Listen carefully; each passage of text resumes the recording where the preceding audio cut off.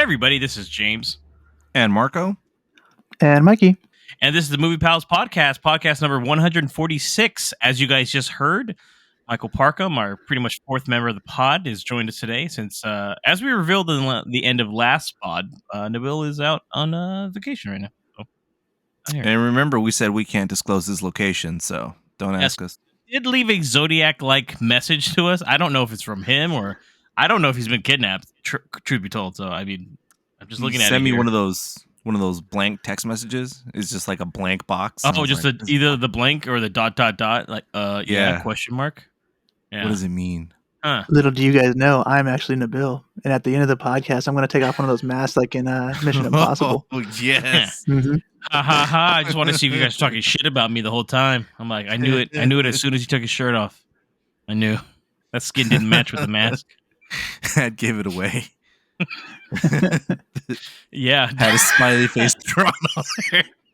Yeah, so we're just gonna talk about Nabil for the rest of the pod here. We don't have anything planned today. Just to let everybody know. Nope. Just want to let we're just free roaming it. No, real talk. We are going to be going over the Oscars 2023 results, what we thought about it, who won our annual Oscar bowling, followed by a review of the new Scream film, newest one in the franchise, Scream 6. So without further ado, let's get into our topic of the week. It's the topic of the week. All right, guys. So we did it. We came and gone. Oscars. We watched a lot of movies. Even Mikey did. Mikey even got a list this year. And I gotta, tip of the hat to you, Marco. I know you made it through most of that list, which is pretty impressive. So I was surprised. I still think I know you missed a few on there. I think a few of them are still worth watching. By the way, I gotta say, decent ones this time. Yeah.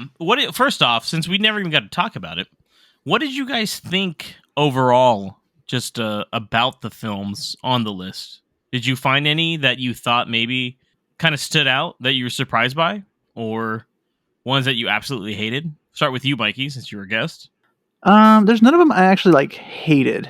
I mean, there was some of them I liked. I'm sorry, a strong word. Yeah, I mean, there was some that was like, okay, this is just a movie, right? It's just something I would never watch it again, that kind of stuff. There's a few like but that. I didn't mind watching it the first time, so nothing like that.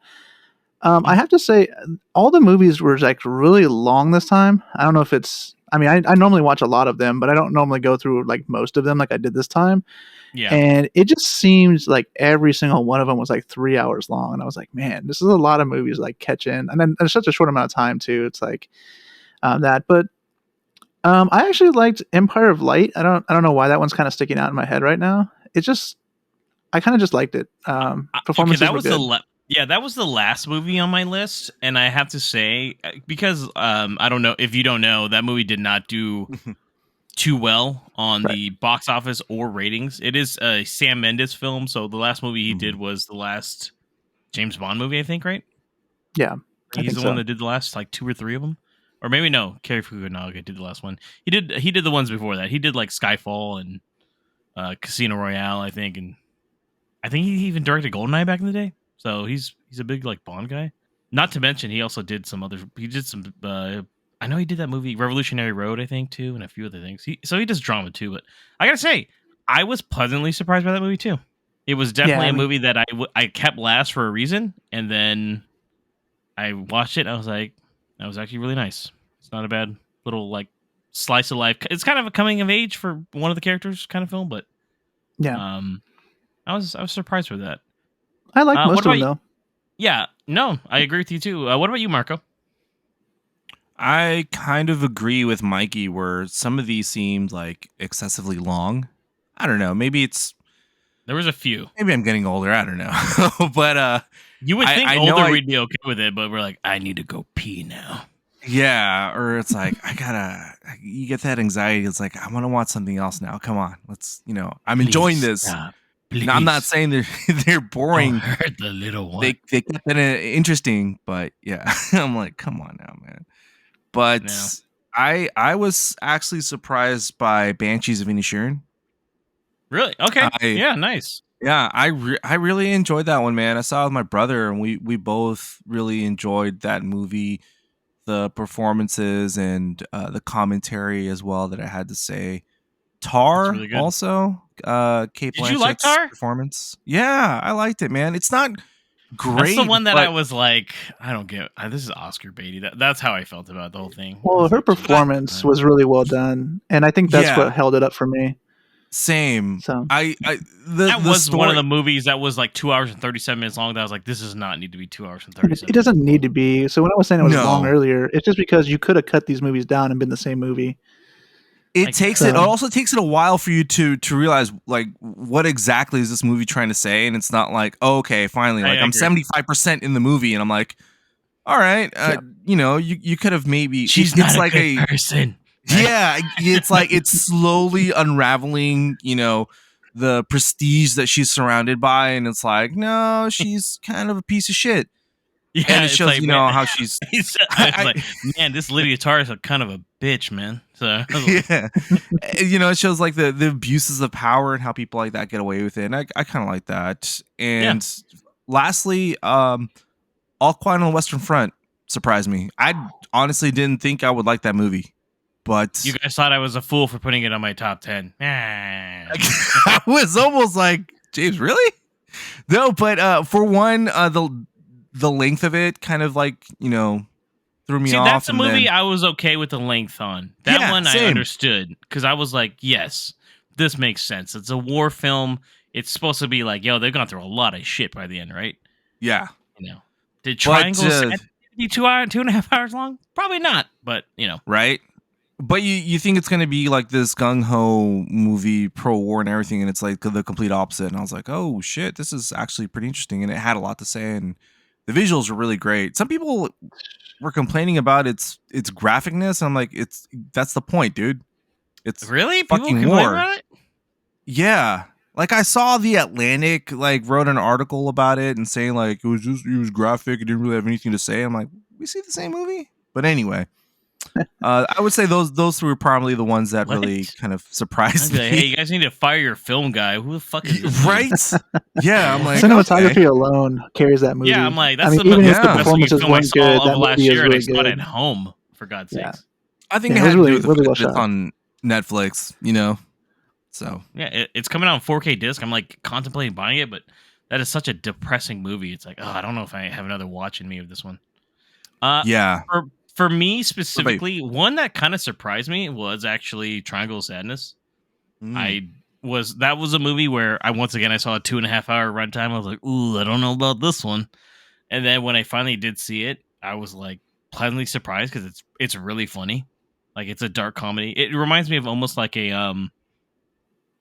kind of like in the veins of like a Wes Anderson film with kind of the comedic timing of everything too. I really did actually appreciate that.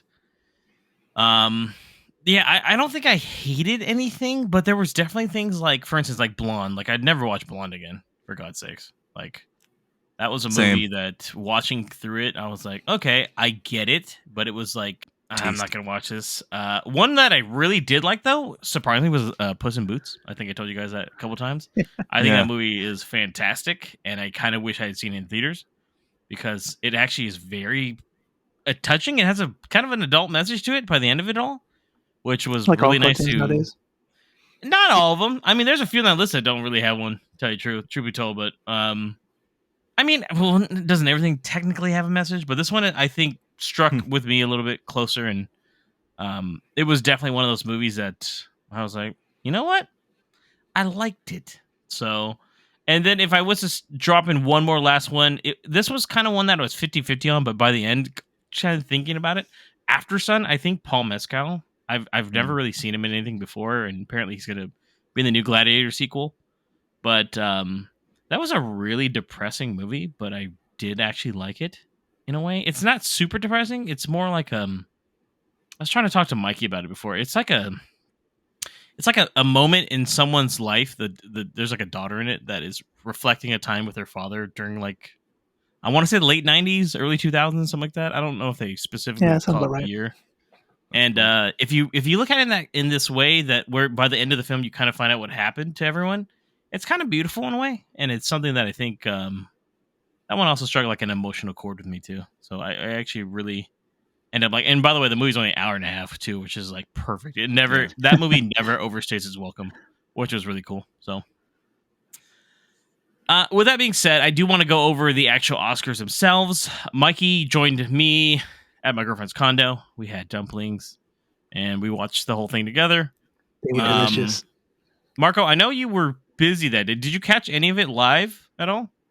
I didn't. I saw some of the highlights and Okay. some of I the assumed. reveals online, and it wasn't happening? only until just today I was just curious, and I saw that if you have a Hulu subscription, you can rewatch the Oscars in its entirety. I don't know for how long, but I'm gonna that makes probably kind of skim through it. But I thought it was just like one and done, and they'll probably like release it down the road. But it was Who kind knows? of immediate. I'm not sure. I think it was on ABC, so that makes sense. They're owned by Disney, and then Disney's Hulu, Yeah. So, Mikey, I will lead it to you then, since you and I watched this together. What did you think overall about the Oscar? Did you like the presentation this year?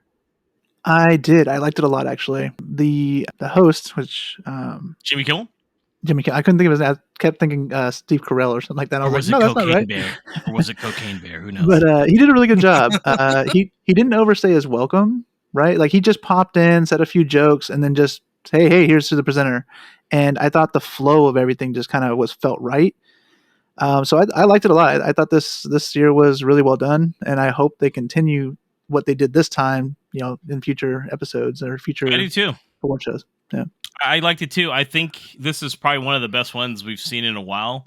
There was only one really cringy part was where he was trying to talk to the audience, and it was like, that part did not work at all. Although I The think comments and stuff. Yeah, with the comments, but then it was funny because like I think Colin Farrell was, Colin Farrell was more into it than the other person, and I was like, okay, He I just guess didn't this pick the works. right people to do that scene with. Yeah, I don't know if they ever like run that by the people beforehand. Oh, they 'cause probably he, don't. He chose like what's her name? The girl that won the Nobel Prize, Malalia, or I'm butchering her name. I'm sorry, but I don't think she was in on it at all, and she seemed like she's like, no, I don't want to do this, and I was like, ugh, shit, get out of there, right? So, which is fine, but for the most part, I mean, I've watched Oscars where the whole thing was cringy, so like, fuck, So, I liked the opening monologue too. Obviously, they're going to talk about the Will Smith slap. Yeah, they ended it with it too, which is I thought hilarious. How he flips the fucking. The end was great. He The out end was real good. Oscar incident. He's like, now we can put it to one. Like, I thought that was cool. I thought it was. It moved well too. I got to say that. Yeah. Although they did cut off the fucking makeup people, right? Or those the people that they just cut off automatically? Yeah, they let one person Makeup? speak, and then the second person Dude, walked up, and that's they're the like, only "Nope." ones where they're like later, and then everyone's like, "Shit, they didn't get to talk." And I was like, that fucking sucks. But outside of that, I actually really did enjoy the format this year too. Good musical performances too. Outside of that one, or the two that were random as fuck. There was two, Our man. song. There was two that was like, what movie is this from? I was like, what the fuck, man? Fucking applause from Tell It Like a Woman, and then no offense to everything everywhere at once, but This Is a Life was fucking bizarre to see live. I was like, They made up for it though. I know with the two that our song. I was like, dude, I know the two that aren't gonna win. Like, I was like, ooh, swing and a miss. So, with that being said, we did do our annual Oscar bowling this year, and if you have been following us on our socials, you already know who won. It's weird that I'm talking about it's me again. So 6 years in a row, baby. Let's go. James took his shirt off in the my stories. title. If you saw him, I will say though, it was close. Mikey did the worst he's ever done. I think, though. Truth be told. Yeah. By far. Yeah. Which was strange because Mikey usually beats one or two of us. And then Marco, you were close, which is great. I think it kind of reflects the time you put into this. Truth be told, and Nabil was dead last out of the three of us. So. Surprise. Just let you know. That's why he's not here. He's not here, but I'll tell you this much. I mean, he can listen to this. He made some very strange choices near the end. I'll say that much. Yeah. He went with like Steven Spielberg. I mean, I get the Austin Butler pick, and then I think the Steven Spielberg thing is what ultimately screwed him eventually because he was close at one point. He and I were actually toe to toe until a certain point. Mikey and I started calculating it. And because of the picks and the ways that he distributed his points, it wasn't going to work out. I was like, all he needs to do is screw one of these, and he screwed up both actually. So I was like, oh, never mind. So what then with this? I'll start with you, Marco. I know that you got to look through it at all and such like that, but out of the picks and stuff, did any of them surprise you? Who ultimately won? Not really surprised, but still sort of in disbelief because of like how much it was deserved. I guess how much it was deserved, but Keihu Kwan definitely. I mean, it was emotional. You know, it was in a That was very good. emotional Yeah, moment. I teared up a little bit when he won. I'm not gonna lie. Him and when Michelle Yeoh won, I was like, yeah, Michelle Yeoh. Like it was just, man, like Dan, like you could feel it in the back of your mind that they were gonna win, but still, like to see it and to have them have the reactions that they did, I think was just a wonderful moment. Brendan Fraser as well. I mean, that one that was close. Truthfully, I That don't was really a blame close the Bill one. too much for that because it was really like neck and neck. You know, like yes, you know, it was the performance Brendan Fraser gave, but also Austin Butler was also he was like right there. They were almost neck and neck. You know, so It was definitely between the two. Like, no offense to yeah, the other three guys, but I was like, there's no chance for these other three guys. yeah. It's between these two guys. But really, though, So, those moments. even were although I will say, obviously- actor in a supporting Yeah. role, I think Ke Huy Quan was really he was like the one that I knew would get it. I was like, he has to win. None of these other guys. No offense to the other nominees, but I was like, he has to win for this role, right? Like, And then he like got his moment with Harrison Ford at the end too. yeah, He was like nice. hugging. I was like, damn. Dude. I was like, oh, the feels. Yeah. I liked seeing it. It was really nice live, and you know. What about you, Mikey? Anything surprise you? Well, I'm kind of on the same boat as what you guys already said here. The biggest thing that I was kind of shocked with is that they went with Brendan Fraser over Austin Butler. I thought Austin Butler. Oh yeah, you chose Austin Butler. Sorry, I forgot. I also thought, like, I mean, there was a couple of things in there too. I mean, it doesn't bother me. It's whatever, but you know, but it's like, I mean, I get why they gave it to Brendan Fraser, but I just feel like the movie itself played it to give it to Austin Butler. Not that Austin Butler didn't do a great job. He did a great job here, but I think the movie as a whole, his character had to do more stuff, right? So he had more things to act. I don't know. Oh, dude, he was singing. He was fucking. Yeah, he was doing all kinds of stuff, right? Yeah, so I just felt like that was just a better role to give the award to. Everything else, though, is not really. None of it was shocking, really. Even the stuff like that, I could see why they gave it to Brendan Fraser. You know, and everything else kind of made sense. I will say this much: I think a lot of times too, when the voting comes in, there's a lot of, at least in the last 10, 15 years, there's a lot of things where like people get their due, like if they've been in the business for a long time too. And I think maybe that might have been it, especially because of the story behind how long Brendan Fraser has kind of been like almost like blacklisted from acting. You know? And I think Austin Butler being 31 probably hurt him because like he's pretty young. If he had won, he'd be one of the youngest winners in the best actor category as well. So, I mean, truth be told, I think Austin Butler has a pretty bright future. So I don't think this is like the end of the road for him. And I think though that's kind of the mindset of a lot of these voters, man. They probably are looking at it getting it some other time. So way. Hopefully, this time. Hopefully he doesn't get Leo'd and he's gonna wait so long. I know for another nominee. Yeah, that'd be crazy. He doesn't win for another 7 or 8 years until he's like in his 40s. He's like, fuck. We'll have to wait for Elvis 2 sequel. He's back. Elvis. Elvis, sir. I will say my biggest thing was I did not think Jamie Lee Curtis was gonna fucking win that Best Supporting Actress role, man. I was fucking shocked. But once again, I just fall back to like everyone gets their due, and it's just like she's been in the industry for close to like 50 fucking years at this point, which is crazy. And I didn't even think I wanted Angela Bassett to win, but I thought it was going to be Carrie Condon for the Banshees of Inisherin because she'd won a couple awards prior to that, but then she hadn't won any recently, so that's why I knew. I was like, this might be the one that burns me. And guess what? It did. That's why I went with the safe bet, man. I went with the safe bet with Jamie Lee Curtis. I can't believe you got that right. I was like, that is fucking crazy. Yeah, I got that one thought, you know what I did? I thought, how would the Academy think of this? And I was like, I know exactly how they would think. Dude, truth be told, I thought Wakanda Forever was dog shit, obviously, as you guys remember. But dude, Angela Bassett's the best thing in that movie. So I was like, maybe that just like, maybe that's, I don't know. Maybe that's just what I was just looking at that. But then I was like, I don't know. Marvel people normally don't win shit. I don't think anyone's ever won anything in a Marvel film yet for any supporting or actor roles, obviously. So I was like, I can't do it. So I thought Carrie Condon would be the one because I thought, hey, that movie's got to win something. It didn't win a single award. So I think the That was only kinda one shocking. was. I think the only one was Heath Ledger for The Dark Knight. Is the only comic DC, book yeah, movie. DC movies, Yeah. the only one. Last thing I want to just jump into as well here. So, I mean, one thing I do want to bring up was like, is there anything that you were? I mean, this kind of goes in with the last question. Was there any upsets or snubs you think probably deserved it? I want to start here. Mikey and I probably agree, and maybe even Marco, but Babylon not getting production design just is like I have no fucking clue how that didn't win. I have no words. I have no words at all. How that? I have no That words was either. wild. Like I get it. All Quiet on the Western Front got it, but I don't think. I think it's just like because Babylon, no one saw it, so it's like everyone's like, I don't know. So I was like, how the fuck did that not win? That I think the burned poor me. reviews hurt it because no Yeah, one went but to go fuck. see it, and they didn't see like the These evolution fuckers get of each screeners though. You know timeline. what I mean? Yeah, These fuckers get screeners, so it's like that's true. watch the fucking movie. But once again, maybe they're like, I don't want to watch a 3-hour film. I'll just skim through it. Who knows?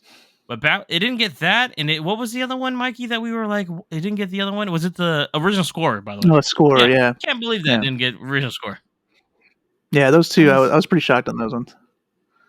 All Quiet on the Western But- Front got it. Although as soon as they started playing, it's funny. As soon as they started playing the music, oh, we're gonna show you like the things. We heard the All Quiet on the Western Front. I was like, fuck, it's gonna win. I was like, it's beautiful. It's hauntingly beautiful. I was like, fuck.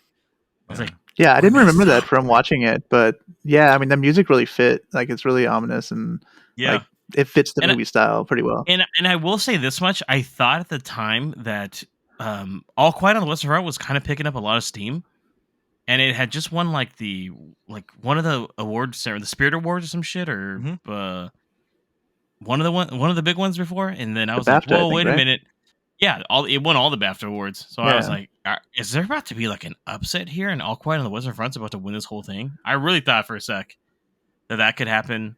I even thought for a moment the original song, our boys from Not To from RRR one, which was awesome. That was amazing. I'm But glad for a they won. second, I was like, this could be anyone's game outside of those two previously announced songs that we talked about. Because Rihanna showed up, Lady Gaga showed up. I was like, oh shit, here we go. I was like, damn. And like Lady Gaga was still in like her Harley Quinn phase. It was weird. I was like, holy shit. She's like, this is weird right now. Like she's still like, she's acting really weird. And I was like, oh shit. So I was like, this could be anyone's game. But then no, they won. I was like, oh, thank God. So that was the Oscars. Because I won, though, I do have movies for Marco and Nabil to review. I was gonna. Here's the thing. I was gonna reveal it here, but I think it make more sense for you guys to just kind of do them next week. I'll tell you off recording, obviously. So I'll tell you after this podcast what to watch. We'll leave it for the viewers or listeners to be surprised. One of those little kind of things. But I will let you know.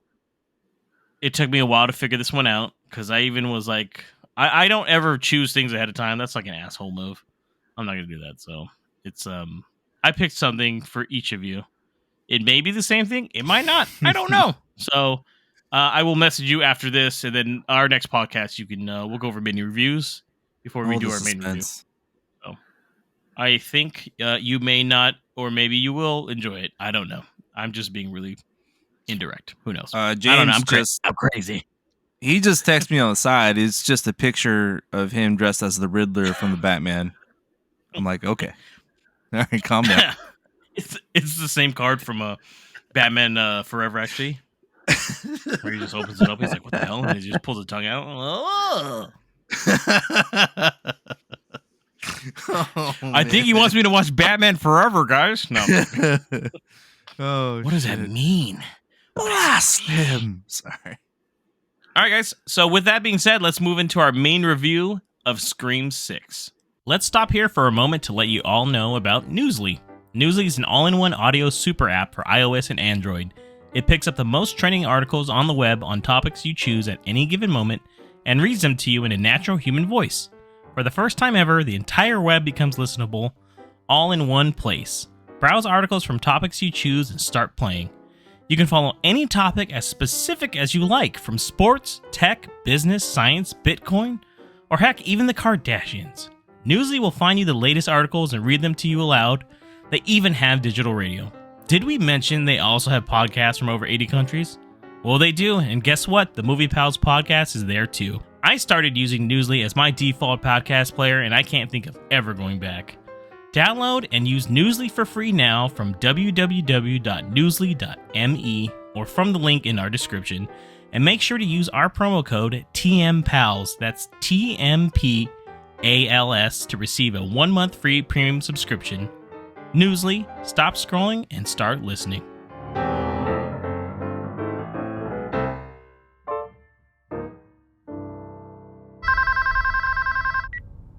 It's for you. Strange that you and I have never spoken on the phone. This is long overdue.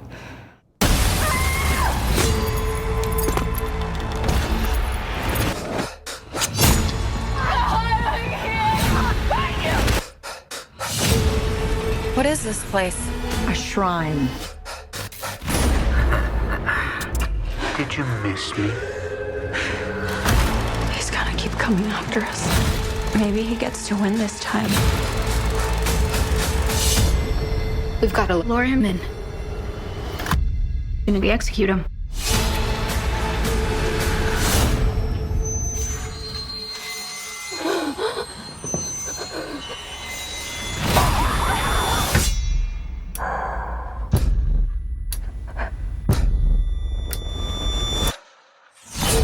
Scream. I hear you're a horror fan. It's been said. All right. Scream 6. Currently sitting at a 77% on Rotten Tomatoes. And the story for this movie goes: in the next installment, the survivors of the Ghostface killings leave Woodsboro behind and start a fresh chapter in New York City. It's directed by Matt Bettinelli-Olpin and Tyler Gillette, who also did Scream, or known as Scream 5 in 2022, Ready or Not in 2019. The movie was written by James Vanderbilt, who did Zodiac in 2007, as well as The Amazing Spider-Man in 2012. Also written by Guy Busick, who did Ready or Not in 2019. Movie was released on March 10th, 2023, in theaters only. No streaming or VOD on this one, though I think you can pre-order. So this one stars Melissa Barrera coming back as Sam Carpenter, Jenna Ortega as Tara Carpenter, Jasmine Savoy Brown as Mindy Meeks Martin, Jack Champion as Ethan Landry, Josh Segarra as Danny Brackett, Henry Cerny as Christopher Stone, Mason Gooding as Chad Meeks Martin, Liana Liberato as Quinn Bailey, Dermot Mulroney as Detective Wayne Bailey, Devin Nakoda as Annika Kayoko, Courtney Cox coming back as Gail Weathers, and Hayden Panettiere as Kirby Reed. And now I know how Nabil feels when he has to go through a long roster. It's Hayden Panettiere. Come on, fuck. No, Hayden I know. Panettiere. Yeah, there's some names in this one that are a little. Marco was writing it down in crayon too, I noticed. So I was like, okay, he's trying. I was color coding these. I was like, come on, please get it. Let me teach you how to hold that crayon properly, little guy. I see you struggling. I was holding with the thumb and the pinky. I didn't quite get it. Tongue to the side of his cheek. Come on. Mikey had to hold me and tell me it was okay. We'll get through it together. Sorry. So, as usual, we like to see our thoughts on the film. So I think with this one, I'll start with our guest Mikey. Mikey, what was your thoughts on the cold opening with Tony Revolori as Jason Carvey and Samara Weaving as Laura Crane? I thought it was really cool. They did it. I mean, it matched the other in the series, but it kind of had a little twist on it, kind of changed it up a little bit. But Little I really liked the twist. way they did it. Hey, a little twist. But yeah, I kind of liked it. Like I said, there's a little twist here. I don't know how far we want to go into this without spoilers here, but We'll have a spoilers section, so Yeah. like Yeah. don't spoil. We won't spoil anything yet. We will announce when we jump into it, but you can talk about this part. Yeah. Okay. Yeah. So, I mean, I just feel like they did a good job. I mean, obviously, every single one is started up a certain way, and they kind of do the same thing, but it's again a little twist on it here, and I thought they just did a good job with it here. Continues a little longer than normal, so Mhm. I kind of like that aspect of things. So yeah, they did a good job. We'll talk about more Nice. in spoilers, I guess. Sounds good. What about you, James? Yeah, no. Just overall thoughts on the film. Like, I actually just even starting with that. Like, I would say that I enjoyed it for the most part. There's like a lot. I think there's some plot holes though that don't quite match up, and there are some questionable things that happen in the film. But overall, I think it's still a pretty solid sequel in my opinion. The beginning, I thought it was cool. It's kind of weird because without going into it, I thought they were going in a weird direction at first. And I was like, huh, that's weird. But then thinking about it, I was like, there's no way it can start this way, though, right? So it was one of those kind of questioning myself. And then, just like Mikey said, I thought it was unique. It was cool that they started off a slightly different in a way. But, before the title card hits, you get a little insight into some different ghost faces. So I kind of agree. I think it kind of sets the tone for this one and the kind of the expectations. But I like that they have sort of a reveal right at the beginning from the get go and kind of throws you off a little bit, and you're kind of wondering where they're going with this. Kind of like Yeah. Mikey said, it was a little bit longer than some of the other cold openings, but I liked the little twists and turns that they added and the originality they added to it. So I think it worked for me. it was cool Mikey, they I brought don't think I back got Samara Weaving, by the way, because she was in their previous yeah. film, Ready or Not. Ready or Not. That's right. Mikey, I don't think I got to ask you really what your thoughts of the film were after the cold open. So what did you think of the movie? Did it work for you? Was it good? Yeah, overall, I leave? liked the movie. There was a couple things that I didn't like about it. I don't know, they kind of lead you on a little bit, kind of how I felt or how we talked about the beginning there. It's kind of how I felt about the whole movie, actually. They put a little twist on it, and you kind of feel the difference between this one and some of the other films. And then some of the choices they made, they kind of, I don't know. I didn't really like some of them. But overall, I did like the movie. It was pretty good still. Right on. I thought it was okay. I think it was. I don't think it was as strong as the prior installment. Truthfully, I agree. it was entertaining, and it. I think if they would have done more of what the opening did to kind of like shake things up a little bit and just keep you guessing, I think that would have been like a better direction for me. I don't know, call me crazy, but I was like, oh shit, is this going to be like a recurring theme throughout the entire movie? And they almost did it, but it's like they didn't and kept things sort of a little too safe. So I feel like they tried, though, right? I feel like they yeah, tried to do that, and they didn't pull it off very well. That's how I agree. feel. Like, There's a lot of missed opportunities, I think, and I think we're gonna like, for instance, I mean, we can just jump into it. It doesn't matter. Like, for instance, I don't think the setting in New York like mattered too much, like because we don't really get a lot of New York. So I was like, this could have been fucking anywhere. I mean, they didn't even shoot in New York, so it's like, okay, get it. It's like filling in, but that didn't really pan out for me as well. The reveal of the overall killers, I mean, I won't talk about it until spoiler section, obviously, but that was a slight disappointment for me. And then thinking about like where people were, and I was like, a lot of this doesn't make sense. yeah. But yeah, and then Going being further, scared of keeping people like or killing people off was one of the big things for me too. yeah. So. Going off of that on the New York thing, I almost forgot they were in fucking New York, dude. Truthfully, Me too, man. like I didn't really care. I was like, what? It was big on their marketing though that it was in New York, so that's why I was like, oh, I wish it was a little more fucking New York, if that makes sense. Yeah. So. Yeah. Mikey, your thoughts on the core four? What did you think about the characters in this one? I think they kind of leaned in on them too much. they kind of have this whole like family experience, right? Where they've been through this horrible thing in the past, and like Yeah, now they're kind of survivors. tied together, Yeah. right? So The family. the real thing is making friends along the way, right? Anyways, Yeah, the but- real core force, the journey along the way. And Yeah, just so so it's like- everybody knows, the core four are the survivors from the previous film. Yeah. So that's Sam, Tara, Mindy, and Chad. Just in case you Yeah. are listening to this and have no context to it, which is be insane. I mean, we're hoping you've seen the previous installment of this one and you're not going in blind and you're like, well, let's go see a new Scream with no context. Oh, damn, you guys ruined the whole goddamn movie. Sorry. But yeah, I mean, they went through this experience, but I think they really kind of honed in on it way too much. Some of the characters were affected more than others, and yeah, they come together as a kind of a family or a friendship group, whatever you want to call it. But I don't know. I think they tried to play into it a little bit too much with some of the characters. So Yeah, I agree. What about you, James? What were your thoughts on the core four? I'll say this much: they're likable. I think Sam in this movie gets a little bit more in character development about starting to kind of bring her own path, and I think Melissa Barrera is a really good actress. I actually enjoyed her a lot. I actually enjoyed her better in this movie than the previous one, to tell you the truth. Tara's like finding her own path too. There's like a kind of, like I'm trying to do my own thing, but Sam's like a protector. I think Mindy's really fun still, even though sometimes she's kind of annoying, but I mean, maybe that's the film geek in me too. And also, by the way, they kind of take a stab at like film study students in the beginning. Fuck you.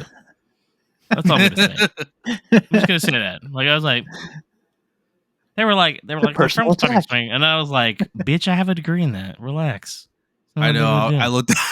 We Yeah, saw this dude, movie I was together. like, and I looked over and at at one James. point- I was like, "You okay, dude?" And at one point, Mindy's talking about people like logging things into Letterboxd. And I was like, slow your fucking roll, okay? Slow down. Like, slow down. Pump the fucking brakes. You need to chill. James okay? felt a little attacked there. Yeah, and I just was like, I slightly. hope she's not. That's what I told Marco. No, I'm just kidding. And then Chad kind of is just there. I think he's just he's almost like comedic relief at this point, I think. Yeah, Like, he does a lot of stuff that's just really stupid, but I do like that he's like a protector as well. Like he basically saves Tara in the beginning from going out with this douchey guy back up to some room or some shit, and I actually like that scene. So it's like they're all like sticking together, and I do like their scene where they're, like at the table and they're kind of just telling each other how they all feel about each other, and it's I personally like enjoyed their chemistry together, if that makes sense. So They're family. I just think that I don't know. Sam and Tara are definitely the main two characters, and Mindy and Chad to sort of support there. But I agree with James that Sam's character definitely developed more, and you're more like sympathetic towards her character. Tara, I recently rewatched like the prior movie, Scream 2022, and I felt like Tara was even though like in that movie she's kind of sort of barely in it. Something happens and she's like, gone for like 20-30 minutes of the movie, but even what little she had in that movie was better than what she was in this movie. It was kind of annoying for her to kind of like keep pushing Sam away. I'm like, dude, you just fucking survived like true. extremely like, horrific ordeal. life. Yeah, like there's a reason that I'm not going to spoil now. Are you crazy? Yeah, there's a reason that you and your sister are specifically targeted. Like, so you have a target on your back. Of course, like your sister's going to be watching your back because you just don't know, right? Mindy, she's okay, I guess. She's there. Her character, I felt was like a little more palpable in this installment than the prior one. In the prior one, she's like spinning out all this advice, but it's like, dude, you're not following your own advice. You know what I mean? It almost gets no, you they in the end, don't. whatever. Which is funny, but it's like because they're basically the reincarnation of Randy, right? I mean, yeah, they're practically they're related to him. Fuck, I mean, like they're Right? literally Randy's character split into two, and it's like I get why they do that, and I actually laughed at more of her scenes in this one. It also helped, by the True. way, that I did not see a single fucking trailer for this. I watched a trailer afterwards, and wow, did they spoil a lot in that fucking trailer. Yeah, I think I only saw the That's my New Year's teaser, that's about resolution. it. Just I don't watch anything anymore. Even in the I theater, love I the cover my scene eyes. where she gives she looks at this fucking guy that she's kind of like, I won't reveal who it is. Like she thinks is Ghostface, and she gives him like a fuck you, like kind of face. Like, oh. I actually laughed out loud at that. I was like, okay, I'm warming up to you, even though you're fucking shitting on people like me. But it's not a big deal. So it was cool though, and I will say this much too. Just adding to that, Marco. Yeah, Tara's like kind of annoying in this movie. Yeah. Yeah. It's like she just Although we're doesn't not get supposed it. to say that because Jenna Ortega's becoming a Scream Queen star now, so I don't know. But whatever. I'm gonna say it. She was annoying. And Chad, I felt that he evolved slightly. Like, he was ready. Is that because we're old though now? Is that why, Probably. Marco? We're just looking at him like these fucking kids. Fuck them. So, is that what you're thinking? Because dude, I was thinking that too. Because I was more like on Sam's side this time. I think that it's probably because we're older. Who knows? Well, And that's kind of what I was again, saying though. Like how my approach was like basically what you guys are saying. Like, they had the difference. Like Sam and Tara are kind of like combating the whole time, but then they force the situations where they have to combat. That's kind of what I was kind of alluding to before. It's just like they pushed that so much throughout the whole movie, and they could have just done some other stuff to kind of like to squash that and like just them be sisters. So, it Mike, was are a you crutch saying like to separate them? Yeah. So, are you guys saying that that's either the crutch or that's like that's like the what's the word I'm looking for? That's basically what has to become between them for them to split up at certain points or like argue within themselves. I guess is like because I mean when stop Chad being is my mother, making like when Chad is making more sense than Tara, the main character, that's a problem because even he was just like we shouldn't split up at one point or anything. We should stick together. Yeah, when he says that, I was like, good. I was like, good. I'm like, that's the supporting character telling you that, bro. Shouldn't you be saying that? But anyway. Oh, he's core 4, bro. He's core 4. Relax. He's core 4. Core 4. What you saying, bro? He's core 4. Come on. Yeah. But, two of them are supporting characters. Whatever. That doesn't matter. They're still core 4. Sorry. Okay, the core 4. Mikey, you're so good. It does. Mikey, still staying on the characters. What were your thoughts on the legacy characters that came back? Gale Weathers and Kirby Reed. Surprise, surprise. Spoilers if you haven't been keeping up with the series. Someone's like, wait a minute, what the fuck? No, I was kidding. Yeah. I didn't like Gale Weathers in this one here that much. And it's maybe how they used her in the film. But I mean, her character is the same character as she was before. They didn't really change much there. It's just like how they used her just didn't seem very useful. And I actually feel the same kind of way about Kirby as well. I don't know. I feel like they just tossed her in as like an extra character. Like she wasn't really needed. And they make them kind of assholes, right? Yeah, they're kind of assholes in this, right? Guys, they could have done so much always more. Been an asshole. Well, see, that's the thing. I mean, Gail's always been that way. That's how I felt, right? But I mean, Kirby was not. I mean, she was kind of that way, I guess, in the fourth film, right? She's a little bit of a bitch, right? I just remember Kirby says a line, and Marco said, "What the fuck did that mean?" Even I was like, "What the fuck?" I'm like, what a weird thing to say to someone. But they just do stupid stuff through the whole movie almost, and it's like. I mean, I'll say this much: I think because they're more just support characters once again. Like the torch was passed in the last film, so that's why I didn't have a huge issue with it. They're really just like more people. Like Gale really is just kind of tagging bring along. him back, right? Because they want to just show it's for fans, really. Like, hey, look, this still connects. I get it. Like they want to add. I mean, shit. I mean, Sydney was in the original plot of this whole thing too, so I mean, that wouldn't have made a lot of sense, but. Yeah, Kirby being back is just a connection because, like, I think like Scream 4 is kind of the redheaded stepchild of the whole franchise. A lot of people don't remember it, but Kirby was probably one of the standouts in that. Kirby was basically the Randy character in Scream 4, so she's the one that knows, and she has that thing with Mindy where they go back and forth at one scene, and that's the only scene they really get to show you, like, hey, they both know memories, So like, I get it, but they're not utilized enough, which is like, and if anything, one of them is used almost as like a red herring at one point where you're like, oh, it must go this way. And then you're like, oh, wait, maybe not. So I agree with you, Mike. They could have removed them and it would have been like, it wouldn't have mattered truthfully, but I get why they did it. Yeah, not to draw too many comparisons to the previous one, but since it's a sequel, I mean, the legacy characters were used so much better in the previous film and made more sense. Do you And think though, didn't Marco, feel it was forced. done better in the last film because they were trying to kind of do the like, hey, these are going to be the new guys. Like, we want to just have the old ones show up to kind of be like, hey, here you guys go, Yeah. take it from here. I think so too. I think because they were, originally part of the storyline, and they probably had to do a quick, change when Sydney didn't come back. When Nev Campbell, didn't come back, they probably had, who knows what the plans were. There's probably a different script out there, but still, I mean, that's no excuse. Write it better. If you're gonna have him in there, give it a reason. But yeah, definitely. I don't know. I don't know what they would have done with Sydney though to make it better. Like just because she was in it, like I don't see the other characters like being any different than they are now. So I don't think she would have added anything to the movie. I'll give my opinion in spoilers on that. Okay. Yeah. James, thoughts on the new characters: Detective Bailey, Ethan Landry, Danny Brackett, Quinn Bailey, and I guess Annika. She I'll was throw her in cool. there. Give her her due. She was a okay character. She has a pretty brutal scene that happens. Well, I won't talk about her right now, but Right. I was like, shit. I was like, yikes.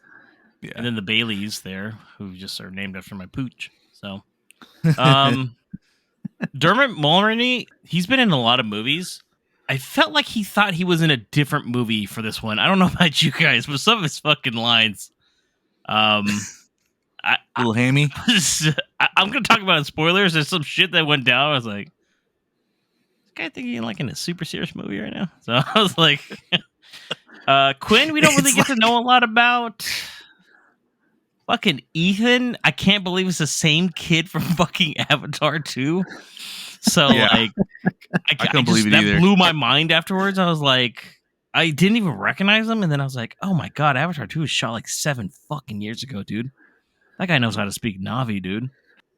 So I mean, yeah, Danny was like the boyfriend of Sam, and then like, it's He just also funny fought with seeing Arrow. him. I'm just saying. Yeah, he was also in She-Hulk, so I was like, how old is this fucking guy? I was like, this guy like 36? That guy might be older than me, dude. Yeah, Oh I was my like, dude, God damn. isn't Sam like only like 22, 23? This guy's like pushing 40. She's supposed to be a couple years older, and I was like, okay. Henry Czerny, I just always, he's from fucking Mission Impossible. He's gonna be the new one too, so I was like, it's kind of cool to see him with a beard, I guess. But yeah, none of the new people really added anything. I'll probably talk more about it in spoilers, truth be told, because same. that's where I could talk more freely about it, because obviously we'll reveal which one of these fucks is the killer. So yeah. Right. Spoiler. I mean, obviously it's not the core. You think it's a core 4? Core 4? Sorry, core 4. Let's say it more like that. Core 4. I mean, if I've never seen it, I don't know, right?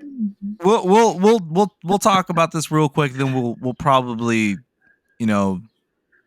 maybe jump into spoilers. we'll This is jump why we into can't it. say into spoilers. But real quick, Mikey, your thoughts on the Ghostface in this movie? How did you feel about the way they utilized Ghostface? We kind of alluded to it a little bit earlier, where he's kind of different. Like it's just a little different than he was previously. Mm-hmm. I mean, if you watch the trailer, I mean, he used a gun in a scene, which is like not really used before. I like that scene, by the way. Yeah, it was a really cool scene. Yeah, I liked it a lot. So it's just a different vibe. I did like it overall. Especially like they kind of kick up like they kind of hide who Ghostface is pretty well, I thought, at least. So because they did that, and there was a bunch of like different types of kills in this one here, I kind of liked what they did with Ghostface specifically until the reveal. I didn't really like the reveal. Like, yeah, I was like, fuck. But yeah, I mean, overall, just like the whole presence of him felt pretty good. There was a lot of cool scenes, I thought, as far as the kills go. So I did like that aspect too. I would say he's more brutal in this one a bit. Absolutely, yeah. So, yeah, definitely more brutal, more taunting in this one too. I just wish that they would have done a little bit more like what they did, during the cold open. I'll talk about it more in spoilers, but yeah, I like the fact that the killings were still pretty brutal. So they carried that on. Yeah, it from the reminded previous me one. of, I think because like the killings in the last one were good, but like I always think of Scream 4. Scream 4 has some pretty crazy shit in it, right? So Yeah. I was like, this was up Even there. the previous one, the kills, man, even the attacks are just so fucking brutal. Like there's weight to them. Even the cold open scene in the previous one was like, I'd say that it That's was true. just as No, you're brutal as right. this You're right. I one. forgot Jenna Yeah, Ortega gets stabbed like 17 fucking times. for reals. Yeah. So I mean, I do we? kind of like that. Do we in the last one? I mean, jeez, that seems It was crazy. cool, but then you realize who did it, and then you're like, that bitch must be able to bench like 350 pounds if she can do that. Right? That's fucking, Yeah. I'm a fool growing up. Lastly, before we go into spoilers, because there's a lot we want to say, do you guys think, I'll just leave this open for both of you, do you guys think that the absence of Sydney was felt in this one? Yeah, I think so. I know Mikey probably says no, but Well, I there's already kind of something talked about it a little bit. Yeah, Mikey said, I don't give a I shit. think that Sydney brings something to this franchise. I arguably think Sydney is one of the like top final girls in like all of horror, in my opinion, because it's just the track record of these fucking movies. So yeah, I think it did. I think I mean, God, I think the core four is still kind of missing a little something that original trio too. kind of had. And Yeah. I think I hope to God she's in the next one. Cause like I have a little bit of an idea of where they might be going with that last Ooh. movie. So Piquing my interest. I don't know if it's, by the way, not last movie. I mean, I don't know if there's any more. I'm assuming they're just doing this capping off as like a trilogy, but because they already announced Scream 7, so obviously they're doing well for themselves. So Yeah. I agree, though, more so with James, that I felt like her absence was felt. And again, I'll say it again, I saw the previous one, and that movie just carried a little bit more weight for me because of the fact that Sydney was in it. So, yeah. Well, I think we've discussed everything we can without any spoilers. So we're going to hop over into our spoilers section. So if you have not seen the movie, then you can go ahead. It's insane that you're listening even this far, by the way. Yeah, I'm just I can't going to believe say you listen to us. you might be a ghost face killer, you psychopath, if you're listening to it right now. Don't prank call me, please.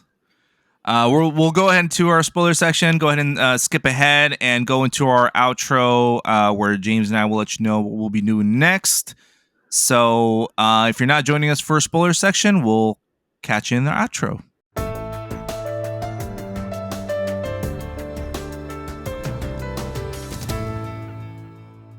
Okay, welcome to the spoiler section. Once again, this is your last and final warning. We will be spoiling. We can breathe now. We can breathe. Yeah.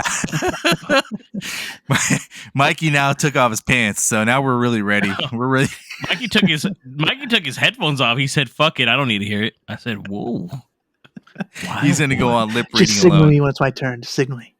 He's like, "Give me a twirl. Give me a fucking twirl." I'm like, he's getting very violent. Very violent. Okay. So, we'll just jump into it. Mikey, what were your thoughts on the kills? And do you think some people survived a little too easily?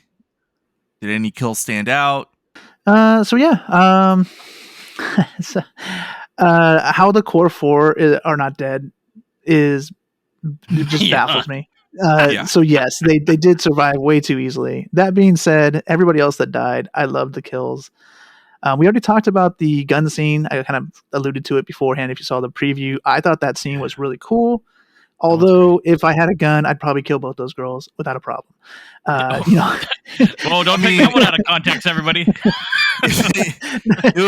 I'm pretty sure if I had a gun, Ghostface would be dead. Because dude, come on. There's no way you could survive a shotgun blast. Oh, anyway, I mean, can I do a side note? Every time, this movie, there are times where Ghostface is like incapacitated or his knife is knocked away, and they're like, "We gotta get out of here." I would have been like, "Yo, no, let's just turn around and stomp the fuck out of this guy." How about that? Yeah.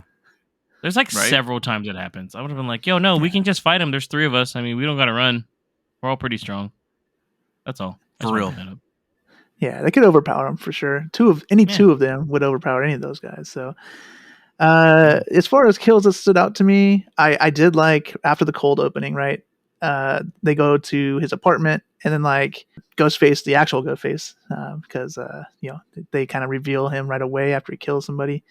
But he goes to his apartment and it's like he's pretending to be his roommate, and like that whole scene, he's like playing with his mind, and just that whole scene, I thought was really cool. I like the way they did that.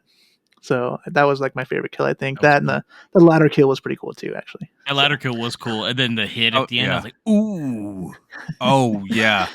See that, and that's why I was like, I guess Annika, because she was there for like 20 minutes and then just fucking dies. I was like, oh shit. She gets. I will say though, like her stab is like probably the most realistic. Like she's like bleeding out pretty bad in that one. Yeah. Oh yeah. Yeah. She's like super bleeding. I was like, I don't think she's gonna make this one.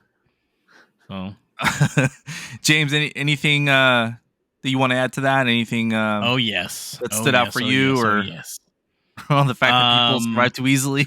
Chad gets stabbed, I don't know, 17 to 18 times at one point in this movie, like a goddamn cheddar cheese. I thought he died. I was like, oh shit, they killed Chad. They killed Chad, right? Spoiler, the same shit happened to him in the previous movie. I'm like, here's the thing, though. Are you sure he's not Ghostface? Held up by, I mean, we're spoiler section. He gets held up by two of the Ghostface, and they're just like blasting him, right? I get it. I was like, whoa. And then when they say at the end, we found another body, I got a couple things to say about that. I actually looked over at everybody and said, if it's fucking Chad, I'm about to lose it. If he comes out with his fucking thumbs up. And guess what fucking happened? He came out looking okay, thumbs up. I fucking lost it. I was going berserko. I was like, wait, what? I was like, I think a lot of it stems from like, there's like a thing that people talk about, like Wes Craven like regretted killing Randy in the second film. So like, and that's why Randy still fucking pops up in all these movies through video cassettes or fucking paintings and shit or voices of something, which is crazy. So I was like, are they just scared to kill off someone from the core four? So that's what I'm saying, man. They needed to. I think they needed to kill someone. Get it? They're doing like a romance between Chad and Tara, and it's like weird, right? I was like, okay. I was like, but this guy stole his moment. Stabbed a million times. I mean, there's a time where Tara gets stabbed, I think, in the fucking neck, or she stabs someone in the neck. Oh, we can say she stabs Ethan in the neck, and that dude's just walking around normal afterwards. Like he didn't just get stabbed in the fucking neck. Anyone else, I'd be like, yeah, you're paralyzed for life or something, or like, oh, you're not going to be able to eat correct for like a long time. And didn't that happen after he got stabbed like a bunch of times elsewhere? Like, yeah, I mean, he got stabbed everywhere, like 22 times. Like, Tara gets stabbed a couple of times. I mean, don't get me wrong, she's a G. She's like 50 Cent. She got stabbed a couple times in the last movie too, and she's like fine again. I guess I was like, okay. And even Mindy gets like gutted real quick, and then runs to them from the street, straight from the hospital somehow. Dude, that is what pissed me off, is the fact that she's like, Mindy was fucked up. And I was like, Mindy, weren't you just like super incapacitated? Exactly. Why is she not in the hospital? Like, I was like, you gotta be fucking kidding me, dude. Gail's gonna be fine. Even Gail getting stabbed. Gail, man, there's some stupid shit in this movie, guys. Like, I'm telling you, that's the only reason like I rated this one probably low. Is like there's a lot of dumb choices that the people make. Like, we have like Gail in a closet where there's only one way to come in, and she decides to go out and find Ghostface. I'm like, what are you doing? Yeah, just wait it out. Seriously. But I get it. You can't have a movie without stupid choices. So, but yeah, I understand overall, that. But yeah, but still, their inability to kill any of these characters is just like, it's ridiculous. They killed off all the new people, basically, which is fucking hilarious. They were like, these guys are going to be the new guys that we kill. So sorry. One last thing I want to take out. I do like the whole scene in the bodega market where he's just with the shotgun and he just stabs like 3 random people. I'm like, add them to the list. So, you know, that was cool. His gun and shoots him. That was, once again, I don't know how he got the drop on his ass. But then if you think about who it might be, you're like, okay, I guess that makes sense. He handles the gun pretty well. But, which let's go on that. James, did you know who the Ghostface killers would be? Nope. I was all the way to the very end of the movie assuming this was fucking Stu from the first film. Like the whole fucking time I was like, it's gotta be, right? They're hinting at it that he's like still alive. Got a goddamn question mark next to his fucking name on the thing. I was like, oh, I know what we're doing here. Right? And then when they Nope. revealed that it was the people, I was like, God fucking damn it.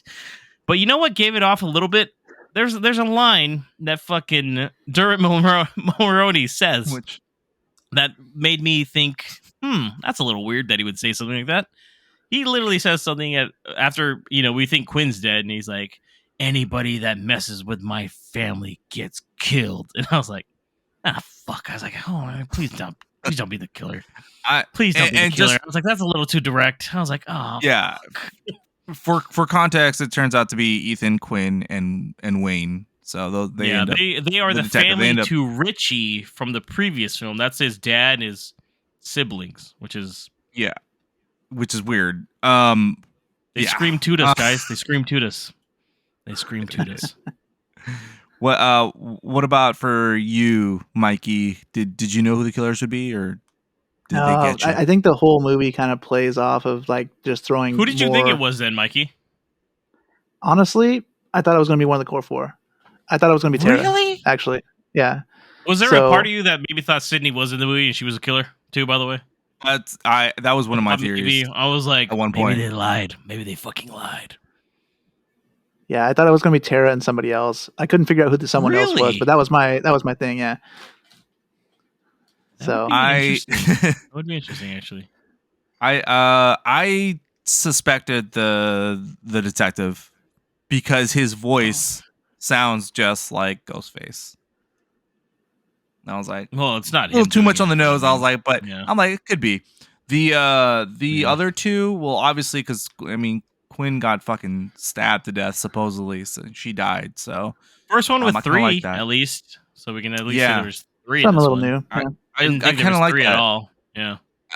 I do wish though, man, the cold opening did that thing where someone reveals to be a killer and then someone comes in and kills that killer.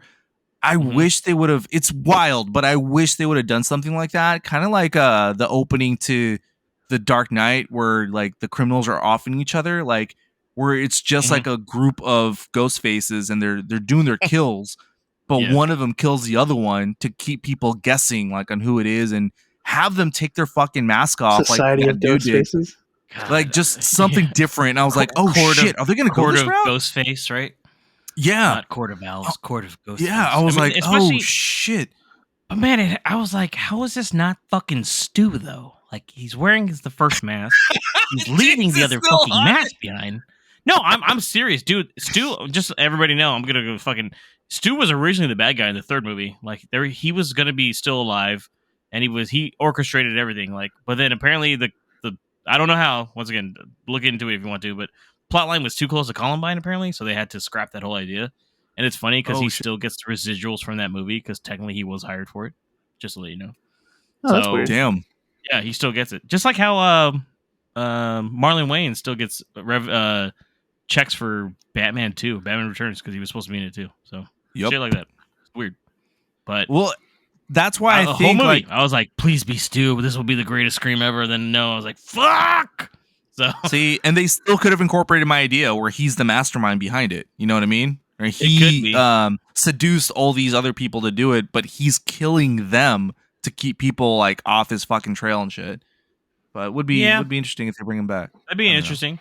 That'd be interesting. There'd be like a lot of like whodunits. So did you think the three people were like they turned crazy like way too fast? Because I definitely felt like they revealed and then like they were psycho after that. I kind of felt that way. They were always psycho though. That's all. Yeah, but they're not portrayed as psycho before that though. None of them. All three of them were. But regular. you got in the veins of a Scream film. It was about the formula, I guess, because everybody, even after in the last movie, the bitch went crazy after that. Shot a girl right in the head, right? I was like, whoa, buddy. So yeah. I would say, it makes sense. Plus, they're it's all revenge for their brother, and I'm like, obviously, there's something a little off with this family, right? Yeah. Like, yikes.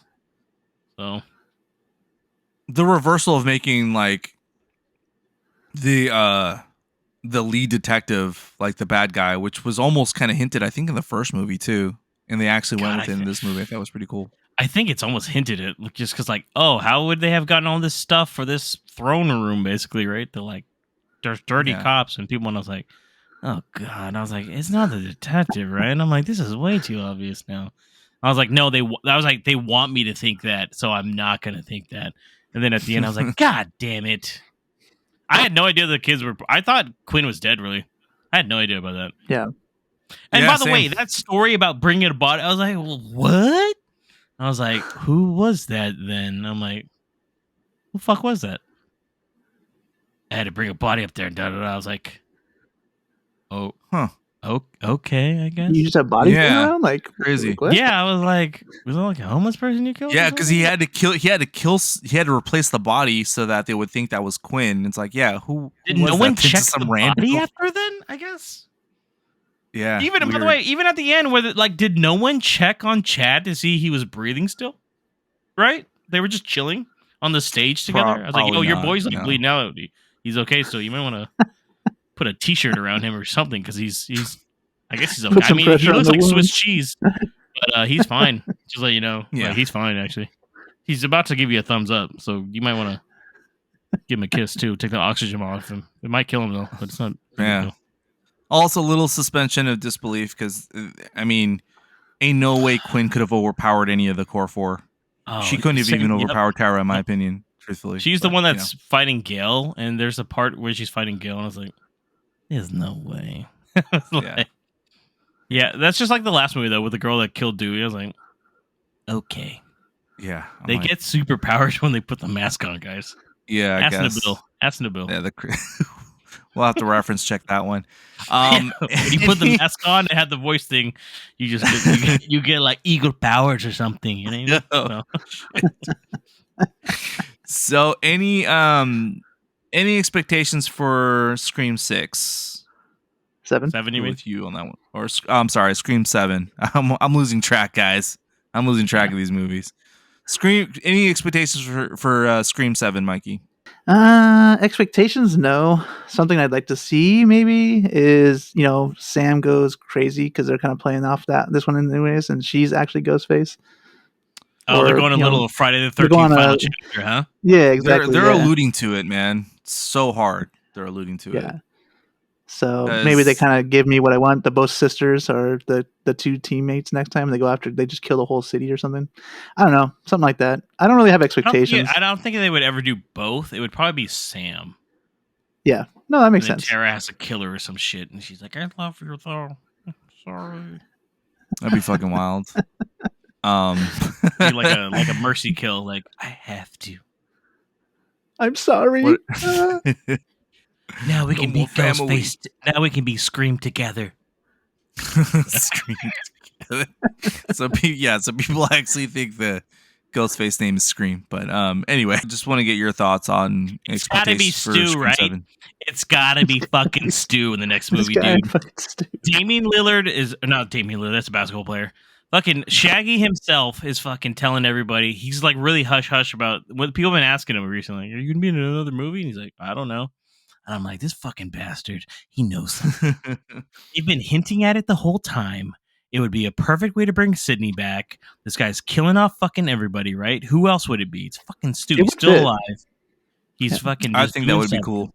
I think it'd be amazing. That'd be a great way to end it all, dude. He's like, oh, the daughter of my fucking. I don't know if they had a relationship. Best friend? Question mark.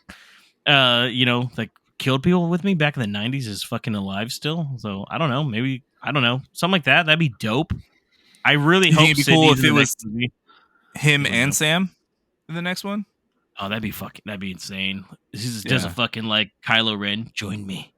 The only thing with Sam, I think, is just they've just been leaving the breadcrumbs a little too much. It's almost like expected, But I almost feel like, is that just obvious to be like, no, she's not like your dad. But then maybe she is. She's a little crazy. But I will say it was cool when she put on the suit and started just like fucking, murking folks with that. Yeah, and then when Tara gave her the little side eye when she's like, "Well, she did try to kill my family, right?" I will say this much though: I hope Sydney is back for the next one. Like, just fucking pay her, guys. Like, Yeah. Just It's pay bullshit her. they didn't want to pay her the money. It's like, guys, really? Come on. Whatever. They're like, sorry guys, these don't make anything. Yeah, right. Like fucking cheap fucks. So Bullshit. I think she can be implemented into it, especially if it's like a finale, which I put in quotes just Yeah. because who knows. But I it's got to be Stu, right? It's got to be. He's still on that. Start choking. He's gonna fucking text me at 3 And in the someone from morning. the core 4 like, needs to die. Stu. God damn it! Someone from the core 4 needs to die. That's all. Absolutely. Core yeah. 4. Some new At least person one. should have lived, and a core 4 person should have died. Well, somebody did Yeah. live. It was her boyfriend, the 47-year-old guy. He's Yeah. because Hey, he's gonna fight Arrow in the city. He, So yeah, I mean, he he has fought with to. Arrow, okay? He has to, Mike. Yeah. So Yeah. I agree though. One of them needs to die. But so no other closing thoughts, but before we close out, we usually do this before the spoilers, but we'll go ahead and do it now. What do you guys rate this movie? We'll start with our guest, Mikey.